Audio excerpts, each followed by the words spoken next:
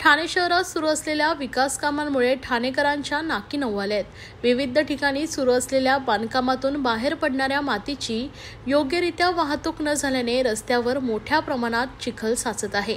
विशेषतः कोळशेत रोडसारख्या रहदारीच्या रस्त्यावर चिखलाचा थर निर्माण झाला असून त्यामुळे वाहन चालकांचा प्रवास धोकादायक बनलाय।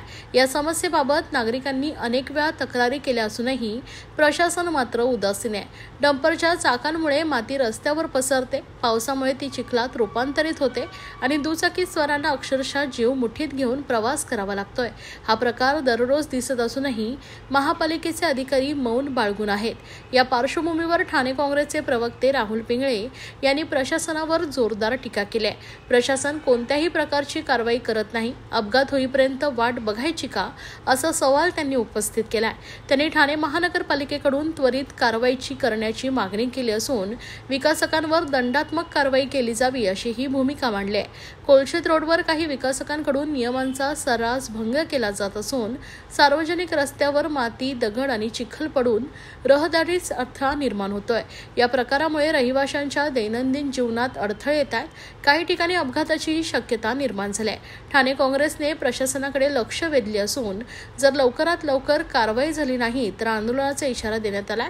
नागरिकांनीही याबाबत तीव्र नाराजी व्यक्त केली असून विकास चालू असला तरी जनतेच्या सुरक्षिततेची जबाबदारी कोण घेणार असा थेट सवाल विचारण्यात आला आहे। आता आम्ही कोळशेतवरून एका कार्यक्रमावरून आम्ही येत होतो।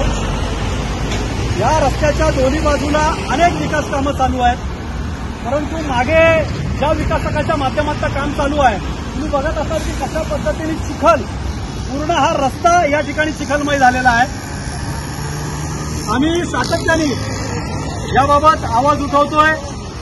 प्रशासनाला आम्ही पत्रव्यवहार केलेला आहे, शहर विकास विभागाला या ठिकाणी पत्र दिलेली आहेत। खरं तर पावसाळ्यामध्ये अशी विकास कामं ज्या ठिकाणी चालू आहेत त्यांना नॉर्म्स दिलेले आहेत की गाड्या बाहेर काढताना त्यांची चाकं पण त्या ठिकाणी धुतली गेली पाहिजेत, पण तर दुर्दैव बघा की पूर्ण रस्ता चिखलमय झालेला आहे। मागे 2-3 शाळा आहेत, आता शाळा सुटताना त्या ठिकाणी गर्दी होती आणि बरेचसे पालक त्या ठिकाणी टू व्हीलरवरून आपल्या पालकांना न्यायला आलेले होते आणि अशा या चिखलावरती जर पाऊस पडला तर ती वाहनं घसरण्याची जास्त भीती त्या ठिकाणी आहे।